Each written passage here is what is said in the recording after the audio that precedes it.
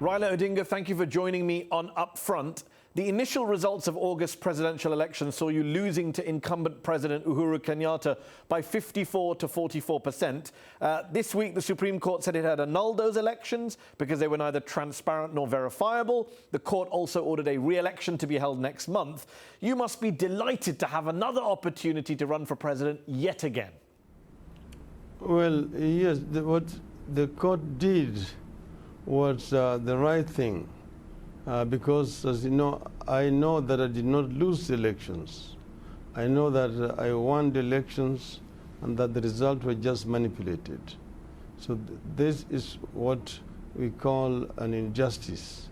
And the court did the right thing after examining the evidence we placed before it and nullified those elections.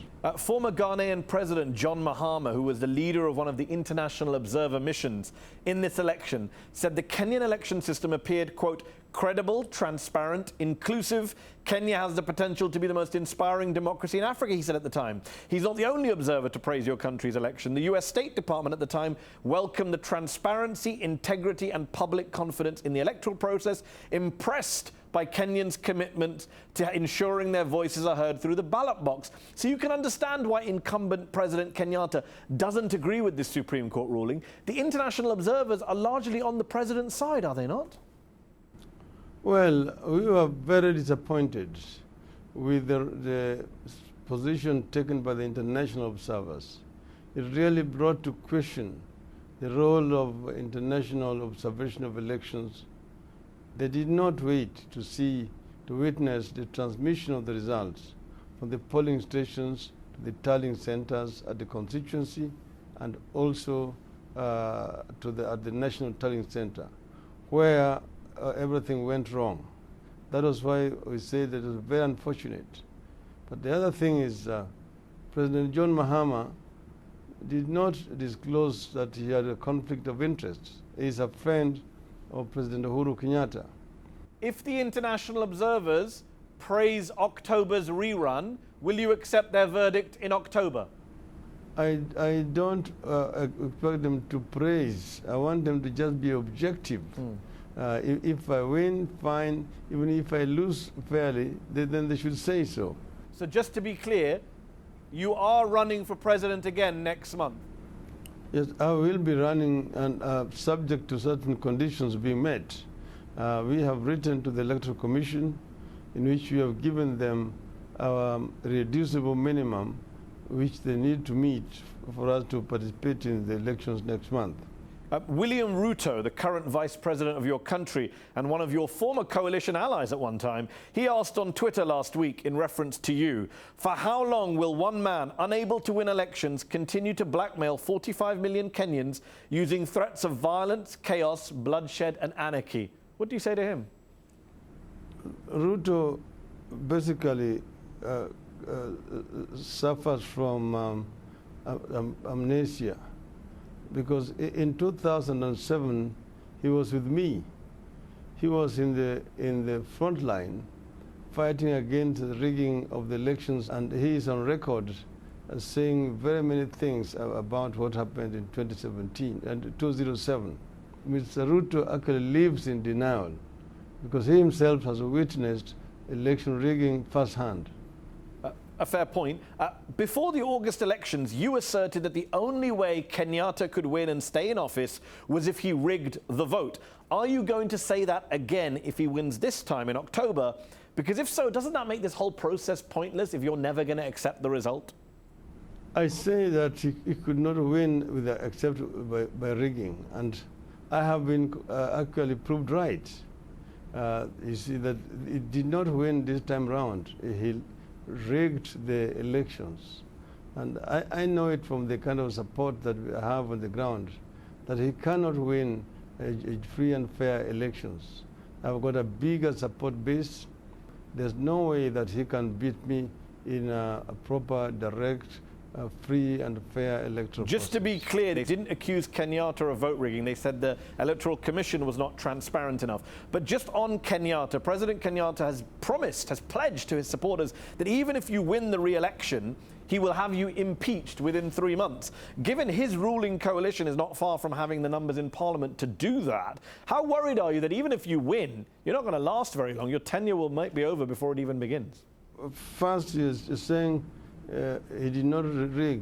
That is the Electoral Commission. The Electoral Commission was doing it on his behalf and his behest. That's not what the Supreme Court said, though. That's all I'm saying. The Supreme Court didn't point the finger at Kenyatta specifically. Yeah, of course, but he was the beneficiary of the rigging. So actually, you can infer the conclusion.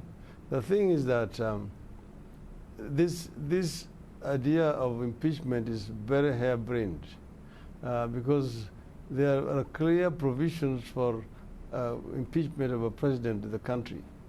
First, there must be a real crime committed by the president. And then it has to go first to the National Assembly, where they must get a 2/3 majority, which they don't have. At least 28 people have died in the violence that followed the announcement of the election results. 28 people have died. Now, of course, everyone in your country remembers the election you lost in 2007, the violence that ensued then. I think over 1,000 people died at the time. More than 500,000 people were displaced a decade ago. Are you worried that if the October election doesn't go your way, there will be even more violence? Will you be calling for protests again if you lose again in October and you believe vote rigging happened? No, you see, what we are trying to say is that our democracy in Africa must come of age. The era of election rigging must come to an end. It must be fixed. We cannot just be glossing over it, that you have a situation where the incumbents hold elections every 5 years or so as a ritual, which they must win at all costs, because this basically lead to apathy. With respect, Raila Odinga, you're not answering my question. If you lose the election in October again, will you call for protests that may lead to violence one more time? If I lose elections fairly, I will accept and tell my supporters we lost fairly. That's how it is. So we are Democrats. We are not people who want to see violence on the streets. But you're saying to me, Raila Odinga, that if you lose fair and square, you'll accept the result and you won't protest. The implication being that if you believe vote rigging happened again, which I suspect you will say if you lose, you will call for protests and you will tolerate violence. You will be okay with the violence, to make a point. All I'm asking is, what message are you giving to Kenyans to try and avoid violence in October?